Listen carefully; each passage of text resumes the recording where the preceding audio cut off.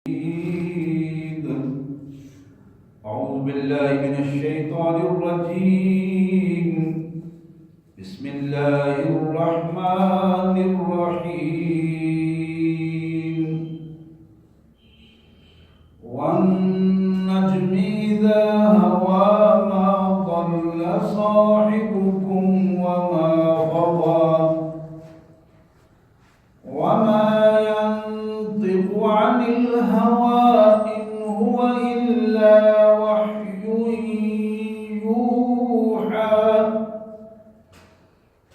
علمه شديد القوى ذو مرة فاستوى وهو بالأفق الأعلى. ثم دنا فتدلى فكان قاب قوسين أو أدنى. فأوحى إلى عبده ما أوحى. ما كذب الفؤاد ما رأى أفتمارونه على ما يرى. ولقد رآه نزلة أخرى عند سدرة المنتهى.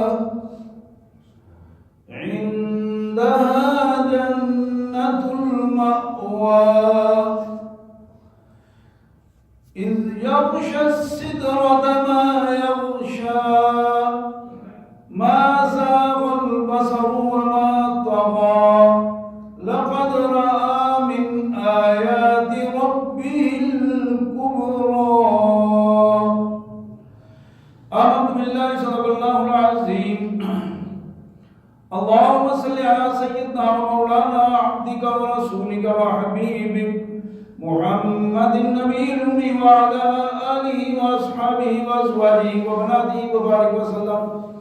اللهم صل على جميع الأنبياء والمرسلين وعلى الملائكة المقربين وعلى سائر الصحابة والتابعين وعلى عباد الله الصالحين. اللہ کی پاک کلام قرآن مجید میں یہ 27واں پارہ ہے اور سورہ نجم کی پہلی 18 آیات ہیں جو میں نے آپ کے سامنے تلاوت کی ہیں. 27واں پارہ سورہ نجم کی پہلی 18 آیات. آئیے سب سے پہلے ان آیات کا مفہوم اللہ کے مبارک نام سے جو بڑا مہربان بہت زیادہ رحم کرنے والا ہے.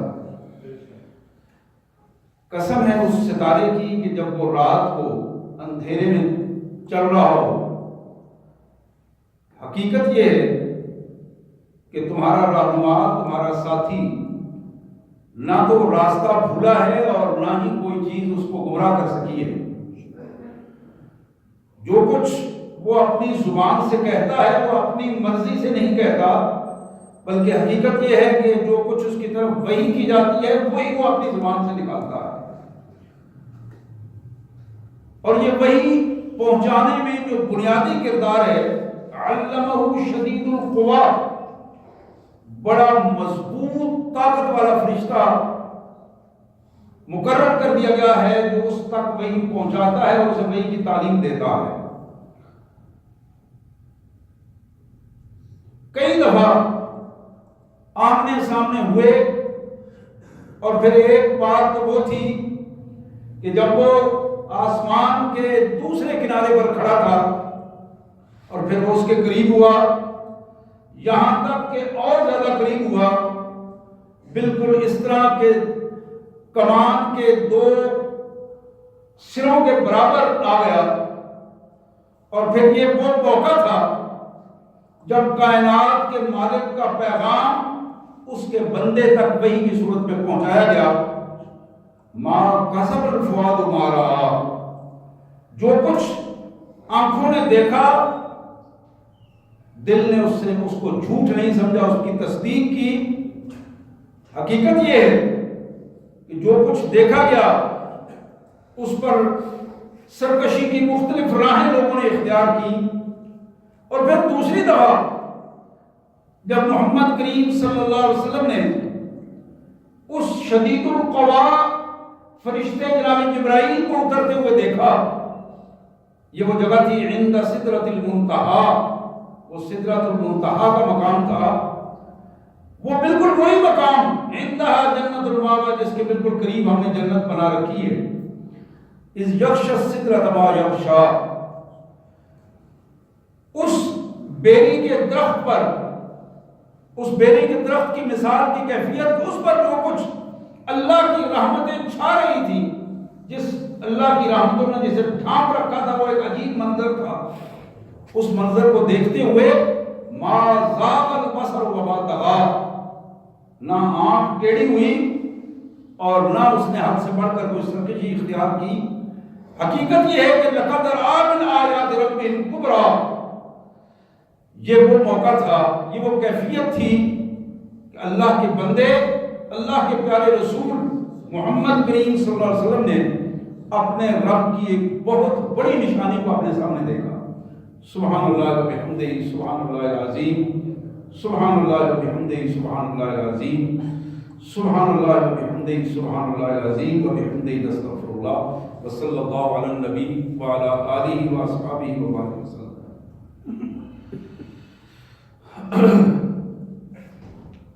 حضرات، یہ سورہ نجم ہے اور اس کی یہ پہلی آیات جو میں نے آپ کے سامنے تلاوت کی ہیں۔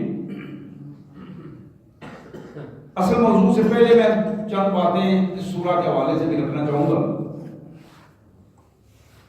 قرآن مجید میں یہ پہلی سورت ہے جس میں سب سے پہلے سجدہ کیا گیا۔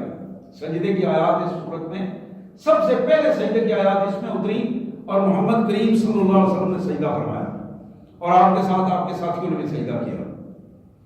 اس لحاظ سے یہ بہت زیادہ اہم سورت بھی ہے اور اپنے اندر بہت سارے فضائل اور خصوصیات بھی رکھتی ہے۔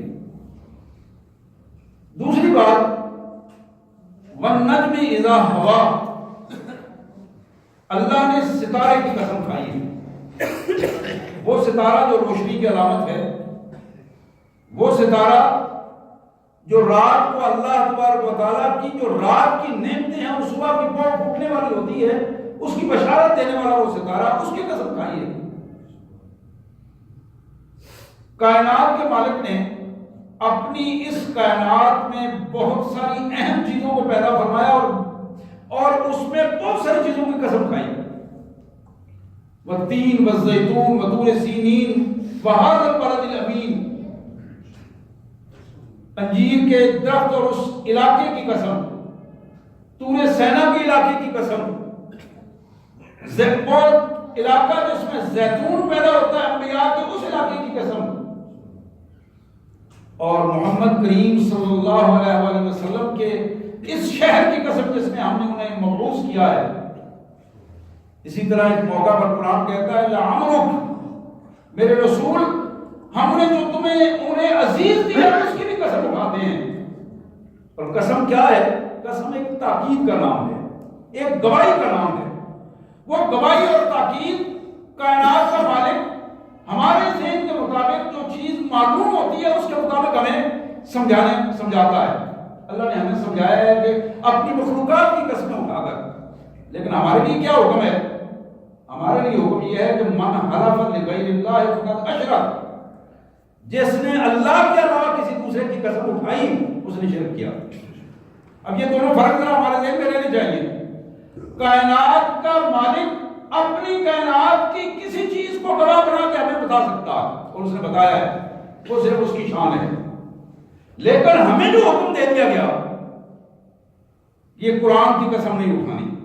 ہمیں حکم دیا کہ بیٹے کے سر پہ ہاتھ رکھ کے قسم نہیں اٹھانی، بیوی کی قسم نہیں اٹھانی، بھائیوں کی ماں باپ کی قسم نہیں اٹھانی، کسی بڑے وڈیرے چھوٹے کی قسم نہیں اٹھانی۔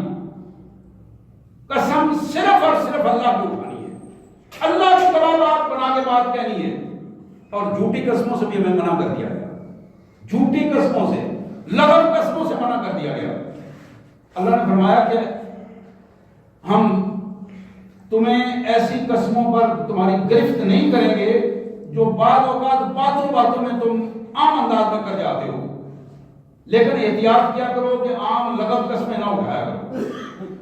ہاں البتہ اگر ایسی قسم تمہاری منہ سے نکلتی ہے جو جان بوجھ کر اٹھاتے ہو اور وہ گواہی تمہاری گواہی کے طور پر قبول ہوتی ہے، اس قسم کو اگر تم پورا نہیں کرو گے تو اللہ بھی ضرور اس کی گرفت ہوگی، اس کے بارے میں پوچھا جائے گا. تو یہاں یہ ایک اہم ترین بات تھی جس میں اس سورہ کے شروع میں قسم کے حوالے سے بات ہوئی.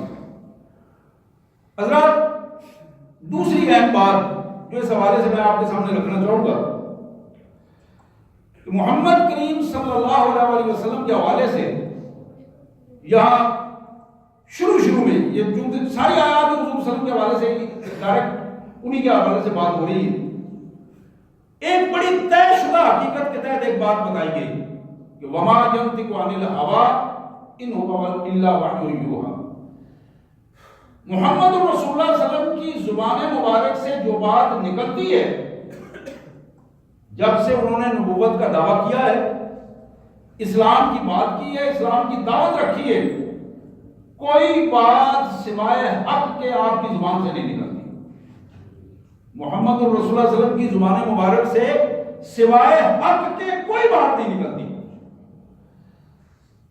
جناب عبداللہ بن عمر بن عاص کے حوالے سے اور یا عبداللہ بن عمر رضی اللہ عنہ کے حوالے سے مسند احمد کی ایک بڑی معروف روایت، وہ کہتے ہیں کہ میں کوشش کرتا تھا، ابتدا میں کوشش کرتا تھا، یہ نوجوان تھے، صلاحیتوں والے تھے، لکھنا پڑھنا جانتے تھے، میں کوشش کرتا تھا کہ رسول اللہ صلی اللہ علیہ وسلم کا ہر عمل ہر فرمان لکھ لیا کروں، اور میں نے اسے لکھنا شروع کر دیا.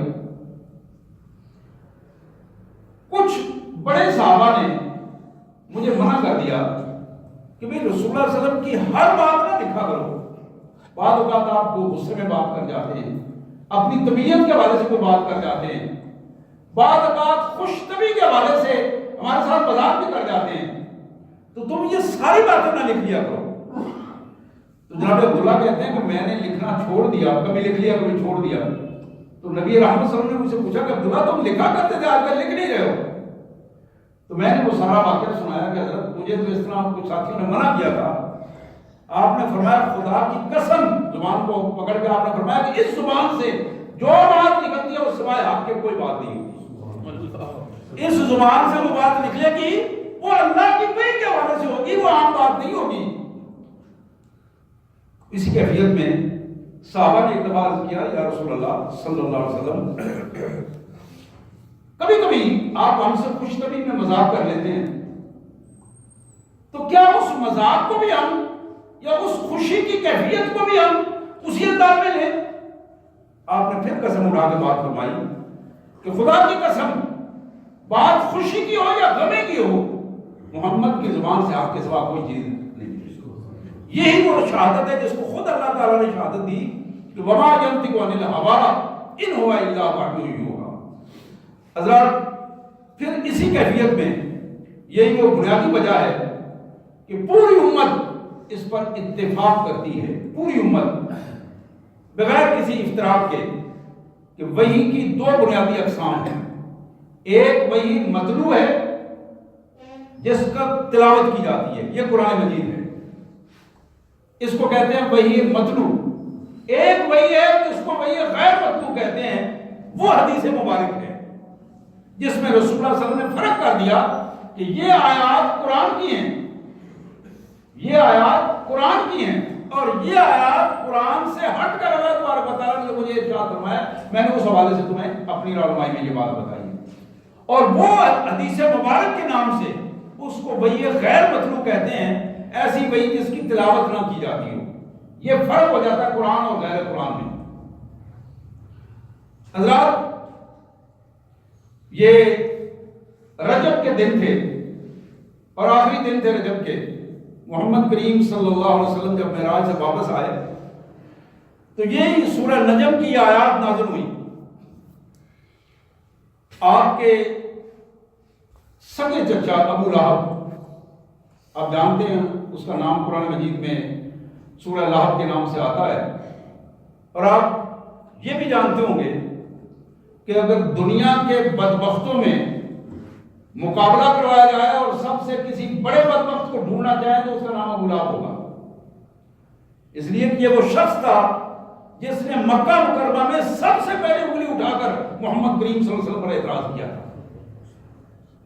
آپ سے محبت بھی بڑی تھی اسے، لیکن وہ محبت تھی محمد بن عبداللہ ہونے کی حیثیت سے، اور جو نفرت اس نے کی، جس نفرت اور دشمنی کا اظہار کیا، وہ محمد رسول اللہ ہونے کی حیثیت سے کیا۔ تو اس حوالے سے یہ اس کے بچے بھی رسول اللہ صلی اللہ علیہ وسلم کے ساتھ اسی قسم کا رویہ رکھتے تھے جس قسم کا رویہ باپ کا رویہ تھا۔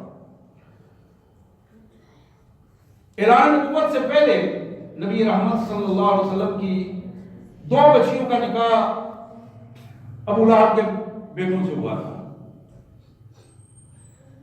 بڑا بیٹا ابو العاص جس کا نکاح سیدہ زینب سے ہوا، اس کو بھی ابو لہب نے بڑی ترغیب دی، حکومت کا، لیکن اس نے باپ کی یہ بات نہیں مانی۔ سیدہ زینب کو گھر بھجوا دیا لیکن طلاق نہیں دی۔ دوسرا بیٹا یہ عتیبہ تھا جس کا نکاح ہوا لیکن رشتی نہیں ہوئی تھی، یہ انتہائی بدتمیز تھا، رسول اللہ صلی اللہ علیہ وسلم کو انتہائی پریشان کیا کرتا تھا۔ اسی سورت کے نازل ہونے کے بعد شام کے سفر کے لیے تیاری کر رہے تھے باپ بیٹا، تجارتی سفر تھا، تو رات کو قافلہ نکلنا تھا، تو یہ اس سے پہلے اس نے اپنے باپ کو کہا کہ میں یہ چاہتا ہوں کہ ذرا محمد کا مذاق اڑا کے آؤں، کیونکہ پتہ نہیں پھر کتنی دیر بعد آنا ہے، اس سے ملاقات کب ہوگی۔ تو اس کی بدبخت کی عادت یہ تھی کہ روزانہ رسول اللہ صلی اللہ علیہ وسلم پر جا کے پھپتیاں کستا، کوئی نہ کوئی حرف، کوئی نہ کوئی پریشانی کی صورت پیدا کرتا تھا۔ باپ بڑا خوش ہوا کیونکہ وہ بھی اسی کیفیت کا تھا۔ عتیبہ گیا اور اس نے جا کے رسول اللہ صلی اللہ علیہ وسلم کے سامنے انہی آیات کی، ان پہلی آیات کا ذکر کیا۔ یہ جو آپ ستارے کی بات کرتے ہیں اور یہ جو آپ نے کہانی سنائی ہے کہ وہ قریب ہوا، آیا اور پھر اس نے وہی کی اور یہ ساری کہانی، اس کا میں نہیں مانتا ہوں یہ نعوذ باللہ خرافات ہیں، یہ کچھ صحیح باتیں نہیں ہیں۔ اب وہ اس نے اتنی بدتمیزی کے رویے سے کے ساتھ یہ باتیں کہی تو بے ساختہ اللہ کے رسول صلی اللہ علیہ وسلم کی زبان مبارک سے بد دعا نکلی۔ آپ نے کبھی بد دعا نہیں کی تھی، بہت کم آپ کی زندگی میں بد دعاؤں کا پہلو ہے، لیکن یہاں بے ساختہ آپ کی زبان سے اس کی بدتمیزی کی انتہا جب ہوئی، آپ نے آسمان کی طرف دیکھا اور اللہ سے عرض کی کہ میرے مالک، اس دشمن دی پر آپ نے کتوں میں سے ایک کتا مسلط کر دے۔ یہ جملے تھے جو رسول اللہ صلی اللہ علیہ وسلم کی زبان مبارک سے نکلے۔ اب عتیبہ واپس آیا، واپس آ کر اس نے اپنے باپ کو کہا، باپ نے پوچھا کہ ہاں بھائی ملاقات ہو گئی؟ ہاں جی، میں نے یہ باتیں کہی اور اس کے جواب میں اس نے مجھے یہ بات کہی۔ اب باپ تڑپ گیا، اس نے کہا اچھا محمد کی زبان سے یہ بات نکلی، تم نے سنی ہے؟ اس نے کہا ہاں میں نے سنی ہے۔ کہا پھر مجھے یقین ہو گیا ہے کہ اب تم بچ نہیں سکتے ہو، اس کی زبان سے اگر یہ بات نکلی ہے تو تم بچ نہیں سکتے ہو، مجھے اب یقین ہے۔ تھا کافر، مانتا نہیں تھا، لیکن اس نے اپنے بیٹے کو فوراً یہ بات کہہ دی، اب میں یقین نہیں کرتا ہوں کہ تم بچ جاؤ، اب کوئی نہ کوئی صورت تم پر کوئی بوال آئے گا کہ تمہیں تباہ و برباد کر دے گا۔ اب یہ باپ بیٹا نکل گئے شام کے سفر پر، فلسطین کے علاقے میں ان کا سٹے کچھ دیر کے لیے قافلے نے پڑاؤ کیا۔ یہ وہ جنگل کا علاقہ تھا اور شام کا وقت تھا جب وہاں انہوں نے اپنے کیمپ لگایا۔ وہاں دور سامنے ایک راہب کا، یہ میں جو بات کر رہا ہوں یہ تفسیر ابن کثیر کے حوالے سے بات کر رہا ہوں تاکہ آپ کے ذہن میں رہے کہ یہ کوئی کہانی نہیں ہے جو میں عمومی طور پر سنا رہا ہوں۔ تو یہ دور ایک راہب کا گرجا تھا اور اس کو دور دیکھ رہا تھا اوپر بیٹھ کر۔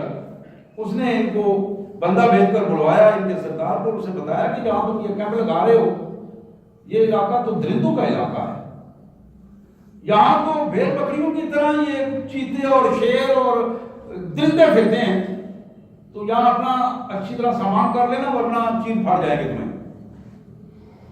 اب ابو لہب کے ذہن میں پھر وہی بات آئی کہ ہم تو بالکل اس نشانے پر آ گئے ہیں کہ جس نشانے پر محمد صلی اللہ علیہ وسلم کی زبان مبارک سے وہ بات نکلی تھی۔ اب اس نے قافلے والوں کو اکٹھا کیا، اکٹھا کر کے انہیں یہ بات ایک نا تقریر عربی مزاج کے مطابق ایک تقریر کی کہ تم جانتے ہو میں کون ہوں، تمہارا میرا رشتہ کیا ہے، ہم کتنے اہم ہیں ایک دوسرے کے لیے۔ وہ تقریر کرنے کے بعد اس نے کہا کہ میری رائے یہ ہے کہ ہم اپنا مال اس رائب کے پاس جمع کروائیں اور ہم اس کو بتائیں کہ وہ میرے بیٹے کی حفاظت کرے، مجھے اس کو جان کا خطرہ ہے۔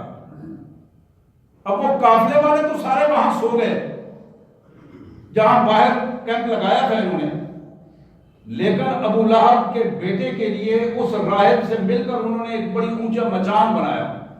وہ جو شکاری لوگ مچان بناتے ہیں جو کم از کم 20-25 فٹ اونچی وہ جگہ جس کو بانس لگا کر بناتے ہیں، اتنا اونچا کر دیتے ہیں کہ جہاں کسی درندے کی چھلانگ نہ پہنچ سکے، چھلانگ لگانے کے باوجود وہ نیچے رہے۔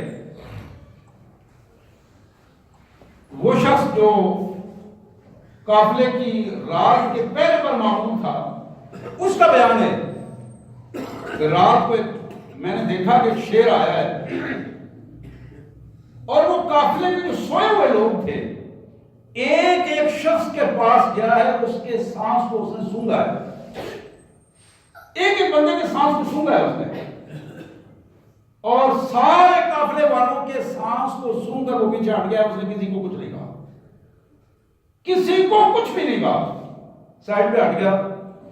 اب اس شیر نے چاروں طرف ایسے نظر دوڑائی تو سامنے اسے ایک مچان نظر آئی۔ تفسیر ابن کثیر میں لکھا ہوا ہے کہ اس نے پیچھے ہٹ کے اپنی قوت کو مجتمع کر کے اس مچان پر اس نے چھلانگ لگائی اور وہ ڈائریکٹ اس مچان پر پہنچا۔ وہاں ایک ہی آدمی تھا سویا ہوا اور وہ عتیبہ تھا ابو لہب کا بیٹا، اور یہ بندہ کہہ رہا ہے کہ اب وہاں جا کر میں دیکھ رہا ہوں کہ یہ شیر پہلے جا کے اس نے اس کے ناک کو سونگا ہے، اس کے چہرے کے قریب کیا ہے، اس کو پہلے کچھ نہیں کہا، سونگا ہے، سونگنے کے بعد اس نے اس کو چیر پھاڑ کر رکھ دیا اور اس کے ٹکڑے ٹکڑے کر دیے ہیں۔ اب ابو لہب کی کیفیت پھر جو تھی وہ ایک باپ کی کیفیت جو ہوتی ہے، حضرات یہ ان آیات کے نزول کے بعد اس سے انکار کرنے کی ایک کیفیت یہ بھی ہے جس کو قرآن مجید ہمارے سامنے ایک مثال کے طور پر رکھتا ہے۔ نبی رحمت صلی اللہ علیہ وآلہ وسلم کو آپ کے علم میں ہے کہ معراج 12 سنہ نبوت کے بعد ہوا ہے، تقریباً 12 سال سے اوپر کچھ عرصہ ہو گیا تھا کہ رسول اللہ صلی اللہ علیہ وسلم یہ بنتے ہیں 12 سال 2 ماہ 22 دن کے قریب یہ ٹوٹل عرصہ بنتا ہے جو مکہ مکرمہ کا عرصہ ہے، اور اسی عرصے میں 12 سال کے بعد رسول اللہ صلی اللہ علیہ وسلم کو معراج کروایا گیا۔ اور یہ معراج کس وقت ہوا کہ رسول اللہ صلی اللہ علیہ وسلم کی مبارک جو زندگی ہے مکہ مکرمہ کی، اس زندگی میں تقریباً 12.5-13 سال کی زندگی میں آپ نے مسلسل ایک کام کیا ہے کہ آپ کے علم میں ہونا چاہیے کہ مکی زندگی میں کوئی شخص مسلمان نماز نہیں پڑھتا تھا، کوئی نماز نہیں پڑھتا تھا، کسی پر زکوٰۃ فرض نہیں تھی، روزے فرض نہیں تھے، حج فرض نہیں تھا، یہاں ایک کام تھا اور وہ نظریے کی پختگی تھی۔ نظریہ، اسلام کا نظریہ، آج ہم بولتے ہیں یہ لفظ ہمیں پتہ نہیں ہوتا کہ وہ اصل لفظ کیا ہے اور اس کا مفہوم کیا ہے۔ نظریہ پاکستان ایک لفظ بولا جاتا ہے اور نظریہ پاکستان وہی نظریہ ہے جو اسلام کا نظریہ ہے۔ اسلام کے نظریے کی 3 بنیادیں ہیں، توحید، رسالت اور آخرت، یہ 3 بنیادیں ہیں اسلام کے نظریے کی۔ یہی وہ اسلام کا نظریہ تھا جو حضرت آدم علیہ السلام لے کر آئے، جناب نوح، جناب ابراہیم، جناب موسیٰ، جناب عیسیٰ اور محمد کریم صلی اللہ علیہ وسلم تک ایک ایک اللہ کے پاک نبی نے اس نظریے کو پیش کیا اور لوگوں کے ذہنوں میں پختہ کیا، اللہ کی توحید کو پختہ کیا اور انہیں بتایا کہ اشہد ان لا الہ الا اللہ وحدہ لا شریک لہ، کہ صرف اللہ وحدہ لا شریک با اختیار ہے، سب کچھ اس کا ہے، وللہ جو کچھ سماوات والارض، اس کے علاوہ کسی کا کچھ نہیں ہے، باقی سب محتاج ہیں، وہ غنی ہے، واللہ الغنی وانتم الفقراء۔ اس نظریے کو پختہ کیا گیا، محمد کریم صلی اللہ علیہ وسلم نے بھی اسے پختہ کیا۔ رسالت کا نظریہ، رسالت کا نظریہ کیا ہے؟ اشہد ان محمدا عبدہ ورسولہ، اللہ کے سارے نبی، سارے رسول اللہ کے بندے تھے، اللہ کے پیارے رسول تھے، اللہ کا پیغام، کائنات کے مالک کا پیغام اللہ کے بندوں کی طرف لانے والے وہ کمال قسم کے انسان جنہیں اللہ نے شرف قیادت بخشا تھا، حقیقت میں ان جیسا کوئی دوسرا انسان نہیں ہو سکتا۔ پوری کائنات بھی مل جائے، پوری کائنات مل کر یہ کہے کہ یہ بندہ نبی ہے، وہ نبی نہیں بن سکتا۔ پوری کائنات مل کر اگر یہ بات کہے کہ یہ بندہ نبی ہے، رسول ہے، وہ نبی یا رسول نہیں بن سکتا۔ اللہ اعلم حیث یجعل رسالتہ، یہ اللہ کی دی ہوئی اپوائنٹمنٹ ہے، اللہ کا دیا ہوا منصب ہے، وہ خود جانتا ہے کہ اس نے کس کو دینا ہے، اپنا پیغام کس کے ذریعے اپنے بندوں تک پہنچانا ہے۔ تو حضرات، یہ نظریہ جس کو رسول اللہ صلی اللہ علیہ وسلم نے پختہ کیا اور آخرت کی جواب دہی کا احساس پیدا کیا بندے کے اندر کہ تمہاری یہ زندگی چند لمحات کی زندگی ہے، یہ جیسے چند سال کہہ رہے ہو نا، یہ چند لمحات ہیں اور یہ بیتے ہیں، اور پھر ہزاروں سالہ زندگی اس دنیا کو بنے ہوئے ہوئی، اور پھر ہزاروں سال ممکن ہے کہ زمین کے تہہ کے نیچے گزارنا پڑے، اور یہ تھوڑی سی آزمائش جو چند سالوں پر مشتمل ہے، اس میں بہتر پورا اترو گے تو آخرت کی زندگی تمہاری ہوگی، اگر پورا نہیں اترو گے تو پھر آخرت کی زندگی ذلت اور رسوائی اور اذیت اور عذاب کی زندگی ہوگی۔ حضرات، یہ وہ نظریہ تھا جو رسول اللہ صلی اللہ علیہ وسلم نے پختہ کیا، اپنے امتیوں میں مکہ کے لوگوں تک اس کو پہنچایا، اسی میں مار کھائی، اسی میں پریشانیاں اٹھائیں، اور بالآخر 12 سنہ نبوت کے بعد محمد کریم صلی اللہ علیہ وآلہ وسلم کی زوجہ محترمہ ہماری ماں ام المومنین سیدہ خدیجہ الکبریٰ کا انتقال ہوا۔ یہی وہ سال تھا جب آپ کے چچا شفیق چچا کا انتقال ہوا، جن کا نام ابو طالب تھا۔ وہ ایمان تو نہ لا سکے لیکن ذاتی طور پر محمد کریم صلی اللہ علیہ وسلم کے ساتھ شفقت رکھتے تھے۔ اب یہ دونوں کا انتقال محمد رسول اللہ صلی اللہ علیہ وسلم کے لیے بڑا شاق تھا، اور یہ اسی سال کو اسی وجہ سے تاریخ اسلام میں عام الحزن کا سال کہا جاتا ہے۔ چھوٹی چھوٹی نصابی کتابوں میں بھی یہ عام الحزن کے واقعات آتے ہیں۔ اس سال میں اور پھر آگے جو مدینہ طیبہ کی طرف ہجرت اور پورا ایک نظام، اسلامی نظام معاشرت اللہ تعالیٰ دینے والے تھے، اس کے لیے اللہ تعالیٰ نے اپنے پاک پیغمبر کو اپنے پاس بلایا، اور اپنے پاس بلایا اور بلا کر بڑے واضح اور دو ٹوک انداز میں پوری کائنات کی سیر کروائی گئی، انبیاء کی پچھلی تاریخ بتائی گئی، انبیاء سے ملاقات کروائی گئی، اور پھر آگے پورا نظام جو اسلامی ریاست میں مدینہ طیبہ میں اسلامی نظام معاشرت میں دینا تھا، اس پورے پیغام کی بنیادیں رسول اللہ صلی اللہ علیہ وسلم کو بتائی گئی۔ قرآن مجید میں سورہ بنی اسرائیل یا سورہ اسراء میں اس پورے پیغام کو ہمارے سامنے رکھا گیا۔ حضرات، یہ وہ کیفیت تھی جس کو نبی رحمت صلی اللہ علیہ وآلہ وسلم نے اگلے 10 سال میں، آپ کی وفات 11 ہجری کو ہوتی ہے، 12 ربیع الاول 11 ہجری کو آپ کا وصال ہے۔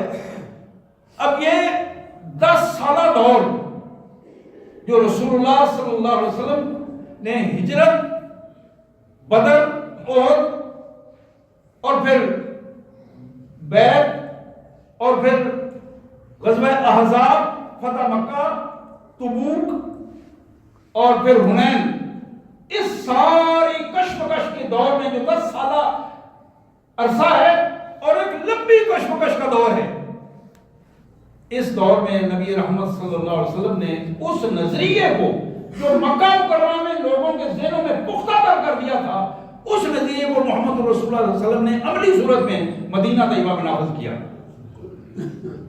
اور آپ کی مبارک زندگی کے وہ لمحات جو نبوت کے اعلان کے بعد کے ہیں، وہ 22.5 سے 23 سال بنتے ہیں۔ 22.5 سال سے 23 سال کے قریب، یہ ٹوٹل عرصہ ہے۔ اس ٹوٹل عرصے میں یہاں آج ہمارے جو معراج کا پیغام ہمیں جو چیز ملتی ہے، اس پورے عرصے میں محمد کریم صلی اللہ علیہ وسلم نے جو پوری کائنات کو پیغام دیا کہ سب سے پہلے بندہ مومن کو اپنا نظریہ پختہ کرنا ہے، توحید، رسالت اور آخرت، اور اس کے بعد اس نظریے کے مطابق ایک ایسی ریاست وجود میں آنا ہے جس ریاست میں امن، سکون اور ہر قسم کی فراوانی اللہ کی نعمتوں کے حوالے سے۔ آج ذلت و رسوائی کی کیفیت یہ ہے، تقریباً 70 سال بیت چکے، ہم اپنی نظریاتی بیماریوں سے باہر نہیں نکل سکے۔ نظریاتی بیماریاں، وہ نظریاتی بیماریاں کیا ہیں؟ مفادات ہیں، تحفظات ہیں اور تعصبات ہیں۔ ان چکروں میں ہم نے دین کو ٹکڑے ٹکڑے کر دیا ہے، بجائے اس کے کہ ہم اپنے نظریے کو پختہ کر کے اللہ اور اللہ کے رسول صلی اللہ علیہ وسلم کے دین کو عملی صورت میں پوری دنیا میں نافذ کرنے کی کوشش کرتے۔ ہمارے ہاتھوں دین کی جگ ہنسائی ہوئی ہے جی۔ دین کے اس نظریہ پختہ نہ ہونے کی وجہ سے فرقہ بندی نے جنم لیا، اور پھر مفاداتی گروہوں نے ہماری امت کو ٹکڑے ٹکڑے کر کے رکھ دیا۔ اور شاید یہی وہ وجہ تھی جس کا ایک منظر علامہ اقبال نے اپنے اشعار میں، ایک بانگ درا میں ایک منظر اس کا پیش کیا ہے: قوت عشق سے ہر پست کو بالا کر دے، دہر میں اسم محمد سے اجالا کر دے، جا کے ہوتے ہیں مساجد میں صف آرا تو غریب، زحمت روزہ کرتے ہیں جو گوارا تو غریب، نام لیتا ہے اگر کوئی ہمارا تو غریب، پردہ رکھتا ہے اگر کوئی تمہارا تو غریب، عمرا نشہ دولت میں ہے غافل ہم سے، زندہ ہے ملت بیضا غربا کے دم سے۔ ایک منظر یہ ہے۔ اس کے ساتھ اگلا دوسرا منظر دکھایا اقبال نے بڑی خوبصورت انداز میں کہ باعث قوم میں وہ پختہ خیالی نہ رہی۔ سارے مسجدوں میں خطابات ہو رہے ہیں، بڑے بڑے پروگرام، اور پھر یہ چینل سارے، باعث قوم میں وہ پختہ خیالی نہ رہی، برکے طبی نہ رہی، شعلہ مقالی نہ رہی، رہ گئی رسم ازاں روح بلالی نہ رہی، فلسفہ رہ گیا تلقین غزالی نہ رہی، شور ہے ہو گئے دنیا سے مسلمان نابود۔ وہ جو نظریے کے پختہ لوگ تھے، ایسے لگتا ہے وہ کوئی کہیں ہوتے ہی نہیں۔ شور ہے ہو گئے دنیا سے مسلمان نابود، ہم یہ کہتے ہیں کہ تھے بھی کہیں مسلم موجود، غزل میں تم ہو نصارہ تو تمدن میں ہنود، دیکھنے میں عیسائی نظر آتے ہو، رہنے سہنے میں ہندو نظر آتے ہو، وضع میں تم ہو نصارہ تو تمدن میں ہنود، یہ مسلمان ہیں جنہیں دیکھ کے شرمائیں یہود، یوں تو سید بھی ہو، مرزا بھی ہو، افغان بھی ہو، تم سبھی کچھ ہو، بتاؤ تو مسلمان بھی ہو۔ آج ہمارا یہی سوال ہے جو مجھ سے بھی ہے، آپ سے بھی ہے، ہماری ماؤں سے بھی ہے، بہنوں سے بھی ہے، بزرگوں سے بھی ہے، کہ تم سبھی کچھ ہو، بتاؤ تو مسلمان بھی ہو۔ اور محمد کریم صلی اللہ علیہ وسلم کے معراج کا جو بنیادی پیغام ہے وہ بھی یہی پیغام ہے۔ انشاءاللہ اگلے 1-2 جمعہ میں اللہ تبارک و تعالیٰ نے اگر توفیق دی تو زندگی نے وفات کی تو معراج کے حوالے سے مزید اس پہ گفتگو ہوگی۔ اللہ سے دعا ہے اللہ تبارک و تعالیٰ ہمیں اس پیغام کو سمجھنے اور عملی زندگی میں اسے نافذ کرنے کی توفیق عطا فرمائے۔ واخر دعوانا الحمدللہ رب العالمین۔